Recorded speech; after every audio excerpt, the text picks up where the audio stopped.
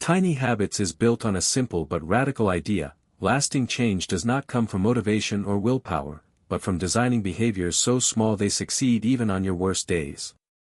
The book opens by dismantling the common belief that people fail because they are lazy or undisciplined. Instead, it argues that behavior is shaped by design, and when design is poor, failure is predictable. This shift removes shame and replaces it with curiosity, which is the emotional foundation for change. Fogg introduces the behavior formula early, explaining that behavior happens when motivation, ability, and a prompt come together at the same moment. Most people try to change by forcing motivation, which is unreliable and fades quickly. Tiny Habits flips the approach by making behaviors so easy that they require almost no motivation.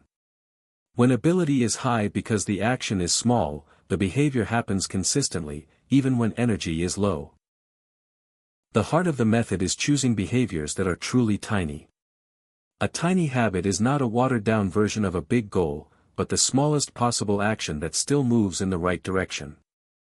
Flossing one tooth instead of aiming for perfect dental hygiene becomes a symbol of the approach. The goal is not the tooth, but the identity of being someone who flosses, someone who follows through. Once a tiny behavior is chosen, it must be anchored to something that already exists in daily life. Fogg calls these anchors stable routines like brushing teeth, boiling water, or sitting down at a desk.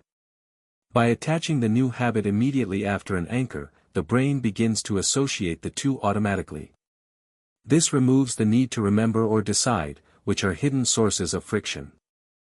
Celebration is treated as essential rather than optional. Fogg explains that emotions wire habits into the brain more effectively than repetition alone. When a tiny habit is completed, even if it feels trivial, the person should immediately celebrate in a way that feels genuine. This could be a smile, a quiet yes, or a physical gesture. The positive emotion teaches the brain that the behavior is rewarding and worth repeating. The book emphasizes that habits grow naturally if they are designed well.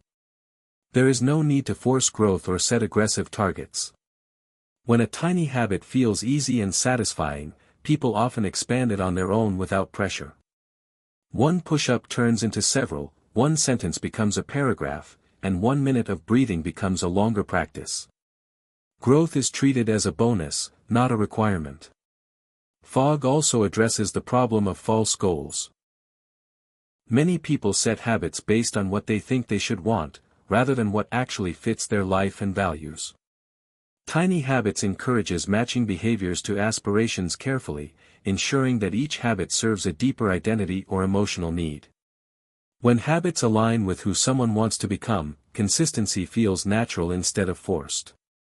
Another important lesson is that environment matters more than self-control. Instead of blaming yourself for failing to eat well or exercise, the book teaches you to redesign surroundings so good behaviors are easier and bad ones are harder. This could mean placing fruit where it is visible or keeping workout shoes by the door. Change becomes a matter of design rather than discipline. The book is especially compassionate toward people struggling with burnout, stress, or mental health challenges. Fogg acknowledges that life has seasons and that capacity fluctuates. Tiny habits are resilient because they survive low-energy periods. When everything feels overwhelming, doing something small can restore a sense of agency and momentum.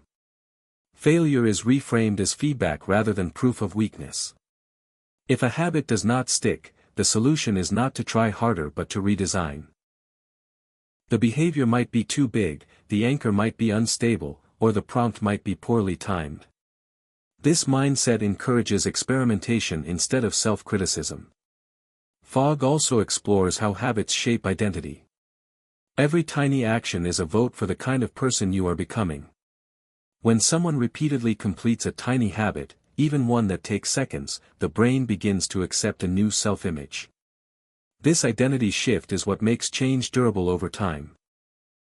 The book includes examples from health, productivity, relationships, and emotional well-being.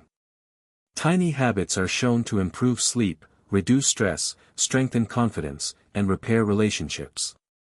Because the behaviors are small, they integrate smoothly into real life rather than disrupting it.